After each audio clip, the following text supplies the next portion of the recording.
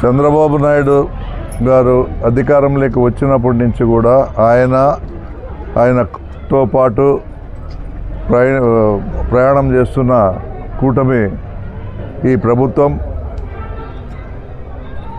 తిరుపతి వెంకటేశ్వర స్వామిని అడ్డం పెట్టుకొని రాజకీయాలు చేసే పరిస్థితిని ఈరోజు మనం చూస్తూ ఉన్నాం.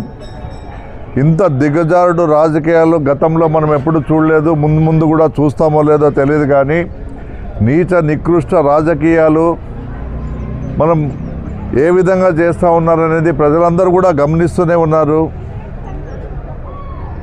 ప్రభుత్వం, ఈ కూటమి ప్రభుత్వం అధికారంలోకి వచ్చినప్పటి నుంచి కూడా కేవలం ఏదో రకంగా జగన్మోహన్ రెడ్డి గారిని, మరి అదేవిధంగా వైఎస్ఆర్ కాంగ్రెస్ పార్టీ నాయకులను టార్గెట్ చేసి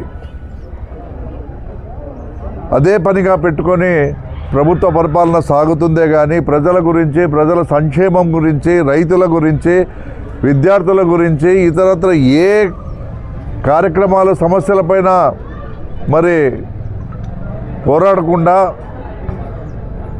ఏ సమస్యలను పరిష్కరించకుండా ఈరోజు ఈ ప్రభుత్వం ముందుకు పోతూ ఉన్న విషయాన్ని ప్రజలందరూ కూడా గమనిస్తూ ఉన్నారు. చివరికి వాళ్ళు పన్నిన కుట్రలో మన ప్రపంచ ప్రఖ్యాతిగాంచిన వెంకటేశ్వర స్వామిని కూడా రాజకీయాల్లోకి లాగే పరిస్థితిని ఈరోజు మనం చూస్తూ ఉన్నాం. లడ్డూలో కల్తీ జరిగిందని, జంతు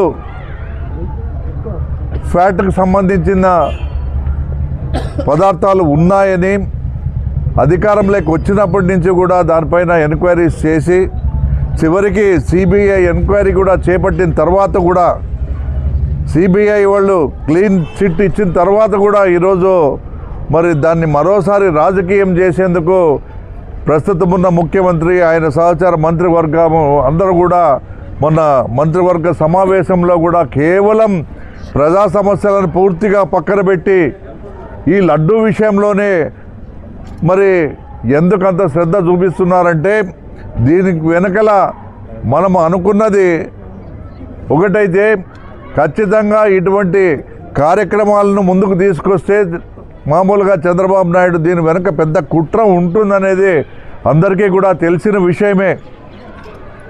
ఇదేదో ఆయన మరో తప్పు చేయబోతా ఉన్నాడు, ఆ తప్పును కప్పిపుచ్చుకునే పరిస్థితిలో ఈ యొక్క కార్యక్రమాన్ని మళ్ళా తెరపైకి తీసుకురావడం అనేది మనం చూసాం. నేను ఒకటే చెప్తా ఉన్నాను, అయ్యా చంద్రబాబు నాయుడు దాదాపుగా 74 సంవత్సరాలు వయసు నీది. ఈ వయసులో ఇటువంటి రాజకీయాలు చేయడం నీకు అవసరమా? నువ్వు కూడా అదే తిరుపతి జిల్లా నుంచి, అంటే చిత్తూరు జిల్లా నుంచి అక్కడే ప్రాతినిధ్యం వహిస్తూ ఆ జిల్లాలో అక్కడే పుట్టి అక్కడే పెరిగిన నీకు మరి వెంకటేశ్వర స్వామి పైన ఎటువంటి భక్తిభావము లేదా? కోట్లాది భక్తుల మనోభావాలతో ప్రపంచవ్యాప్తంగా మరి పేరొందిన వెంకటేశ్వర తిరుపతి దేవస్థానాన్ని భ్రష్టు పట్టించే దిశగా ఈరోజు నువ్వు ముందుకు అడుగులు వేస్తూ పోతా ఉన్నావు. ల్యాబ్ రిపోర్ట్స్ కూడా ఎన్డీడీబీ, ఎన్డీఆర్ఐ రిపోర్ట్స్ కూడా క్లియర్గా దీంట్లో ఎటువంటి కల్తీ జరగలేదు, యానిమల్ ఫ్యాట్ లేదని చెప్పినప్పటికీ కూడా మరోసారి ఇదే దాన్ని రాజకీయం చేస్తూ ఇప్పుడు కొత్తగా మళ్ళా నెయ్యిలో ఏదో డాల్డా కల్తీ ఉంది, అది కల్తీ ఉందని చెప్పేసి మరో అంశాన్ని నువ్వు తెరపైకి తీసుకొస్తా ఉన్నావు. నేను ఒకటే చెప్తా ఉన్నాను, చంద్రబాబు నాయుడు గారు 4 సార్లు ముఖ్యమంత్రిగా పనిచేసినావు, ఇంకా ఇప్పటికీ పని చేస్తూ ఉన్నావు, ముఖ్యమంత్రి స్థానంలో ఉన్నావు.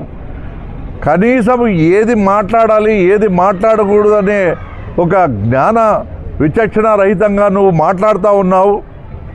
చివరికి మీ పార్టీ అధికారంలోకి వచ్చినప్పటి నుంచి కూడా రాష్ట్రంలో జరుగుతున్న అఘాయిత్యాలు, మరి మానభంగాలు, రకరకాల దోపిడీలు జరుగుతుంటే కనీసము వాటిపైన ఒక్క మాట అంటే మాట్లాడకుండా తప్పుడు హామీలు ఇచ్చి ప్రజలందరినీ మరోసారి మోసం చేసి ఇచ్చిన హామీలన్నీ కూడా పక్కన పెట్టి ఈరోజు ప్రజల యొక్క మనోభావాలతో చెలగాటమాడేందుకు మరోసారి మరి వెంకన్న లడ్డూ పైన ఈ అంశాన్ని తెరపైకి తీసుకొస్తా ఉన్నామంటే ఇంతకంటే హీనమైన ముఖ్యమంత్రి ఈ ప్రపంచంలోనే ఎక్కడ ఉండడని కూడా నేను చెప్తా ఉన్నాను.